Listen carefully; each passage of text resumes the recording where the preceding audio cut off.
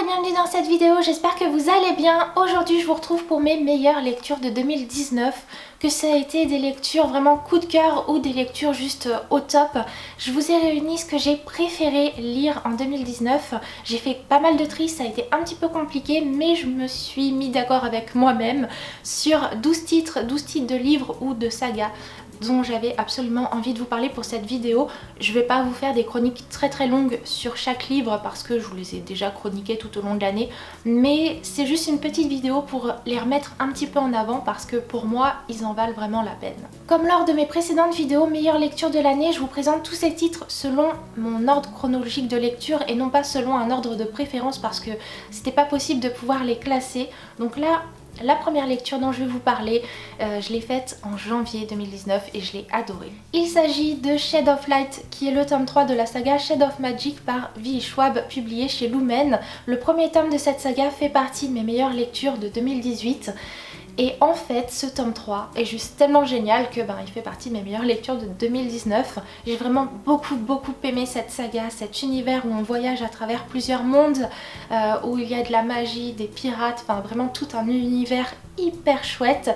Et ce tome 3, c'est vraiment mon préféré de la saga. Je l'ai trouvé juste superbe, épatant, rempli d'action, de révélations et j'ai passé un super moment en sa compagnie. Ensuite, j'avais envie de vous parler de la saga des Contes des Royaumes dont je tiens le premier tome qui est Poison, mais fait partie de mes coups de cœur, les 3 tomes en fait de cette saga, donc Poison, Charme et Beauté. C'est une saga de Sarah Pinborough qui est publiée chez Milady et ce sont des réécritures de contes, mais pas telles qu'on en voit d'habitude. Là honnêtement elles sont assez épicées, pas très young adulte quand même, un petit peu plus adulte que young je dirais.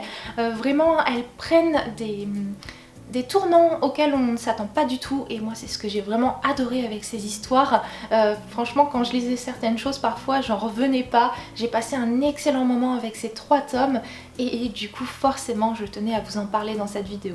Ensuite j'avais envie de vous parler de Vicious par V.E. Schwab, encore elle, mais j'adore cette autrice, publiée chez Lumen. Il s'agit du premier tome d'une saga que j'ai vraiment beaucoup appréciée. Je sais qu'il y a un tome 2 mais je ne l'ai pas encore lu, il est dans ma pile à lire. Et vraiment dans ce premier tome j'ai beaucoup apprécié l'intrigue, la thématique autour de la mort imminente qui donne des pouvoirs et ces 2 héros et anti-héros à la fois qui ont des idées bonnes et mauvaises à la fois et qui vont se confronter. J'ai trouvé ça super intéressant. J'ai un petit peu peur de la suite, j'espère que le tome 2 sera à la hauteur, vraiment, parce que celui-là il est vraiment top. Ensuite est à l'honneur dans cette vidéo L'Enfant du Lac par Kate Morton, publié chez Pocket.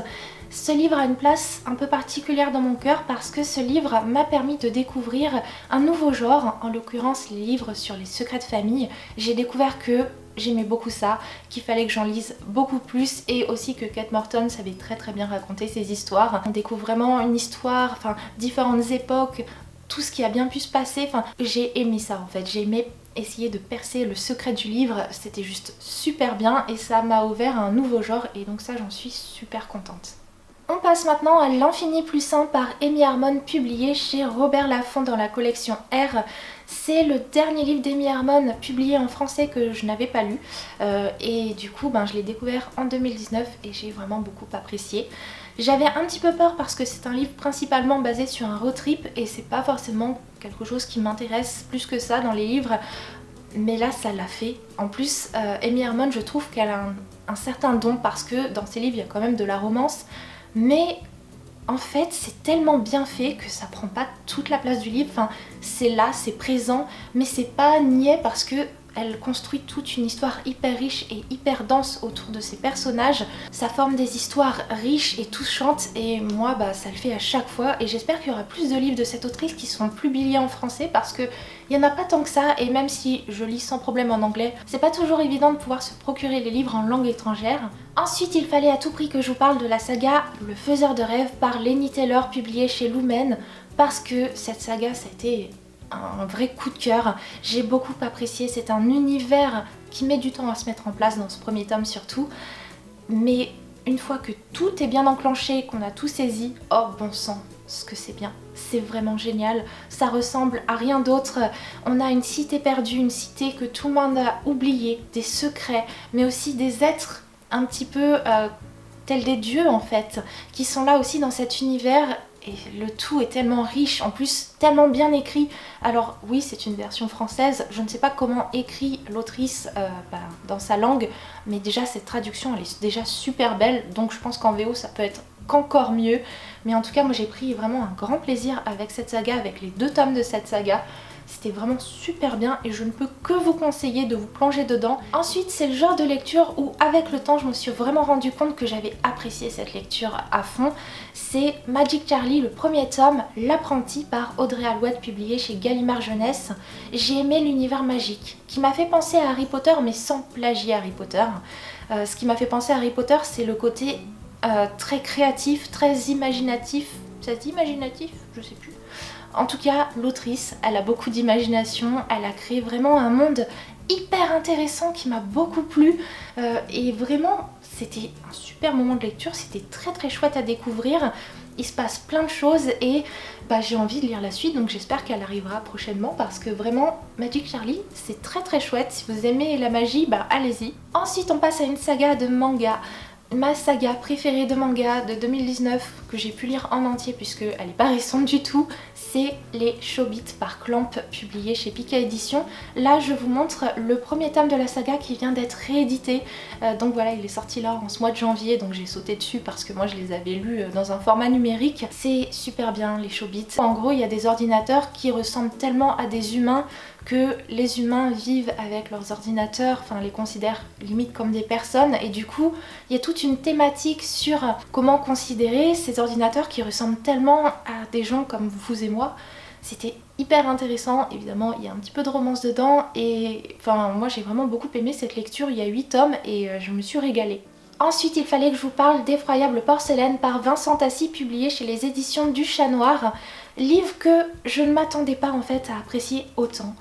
J'aime beaucoup Vincent Tassi mais là j'avoue que j'étais complètement surprise par son histoire en fait, parce que c'est un livre destiné à un public plutôt jeunesse et on va aborder des thématiques auxquelles je ne m'attendais pas à retrouver dans un livre destiné à un public assez jeune, donc j'étais vraiment agréablement surprise.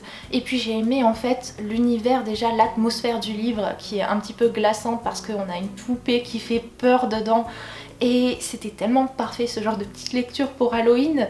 Et en plus de ça, comme je vous dis, on a une thématique vraiment intéressante abordée dans ce livre. Donc pour moi c'était vraiment un sans faute, je me suis régalée avec ce petit livre. Ensuite il fallait que je vous parle de L'île aux mensonges par Frances Hardinge, publié chez Gallimard Jeunesse, parce que c'est un livre qui m'a vraiment épatée, avec une héroïne de 14 ans qui grandit, qui prend de la maturité et de la force tout au long du récit, et aussi un mystère, quelque chose que je n'avais jamais vu en fait dans un livre. Donc j'ai vraiment assez été épatée parce que l'histoire ne ressemble à rien d'autre, elle n'est pas commune à ce qu'on peut voir habituellement et du coup j'avais qu'une envie, c'était vraiment d'aller plus loin dans cette lecture, de connaître le fin mot de l'histoire, et j'ai vraiment passé un super moment avec ce livre et la plume de l'autrice qui, je trouve, sait très très bien raconter les histoires. Il était attendu chez moi comme le Messie, c'est le tome 4 de La Passe Miroir, La Tempête des Échos par Christelle Dabos, publié chez Gallimard Jeunesse. Forcément il est dans cette vidéo parce que j'ai vraiment aimé cette période de l'année où j'ai fait toute ma relecture de la saga et que j'ai enchaîné avec celui-là, avec ce dernier tome que j'ai enfin découvert le fin mot de cette saga. Et wow, c'est une saga qui est tellement géniale. Et ce tome-ci, moi, il m'a vraiment embarqué comme les autres, même si j'aurais peut-être changé une toute petite chose à la fin qui, je trouve, en plus laisse une porte assez ouverte. Pourquoi pas un tome 5, hein, allons-y, moi je ne dis pas non. Non, franchement j'ai aimé cette saga, c'est une saga et un univers qui ressemble à nul autre, et c'est tellement bien écrit, c'est tellement riche, dense, intense, qu'on passe un super moment je trouve avec cette saga. Moi franchement elle fait partie de mes meilleures sagas, de mes meilleures lectures, de toutes les lectures que j'ai pu faire. Et enfin je termine avec Une seconde avant Noël de Romain Sardou, publié chez Pocket, livre que j'ai lu en 2018.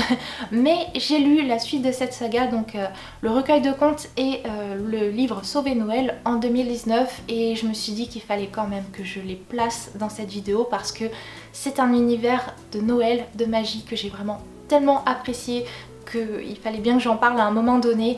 Vraiment pour moi ça a sa place dans mes meilleures lectures parce que j'ai aimé cet univers et le retrouver là en 2019, ça m'a fait un grand bien, ça m'a aidé à me plonger encore plus dans la magie de Noël parce que forcément j'ai lu ces livres au mois de décembre. Ce sont des livres avec un univers digne de Charles Dickens et on se régale à chaque fois. Voilà pour mes meilleures lectures de 2019. Comme vous avez vu et comme je vous avais dit, je me suis pas énormément attardée sur chacun des livres, mais en barre d'infos si vous avez envie d'en savoir plus, je vous ai mis les liens des vidéos dans lesquelles je les chronique. Sur ce, je vous laisse, je vous fais de très gros bisous et on se retrouve tout bientôt pour une nouvelle vidéo.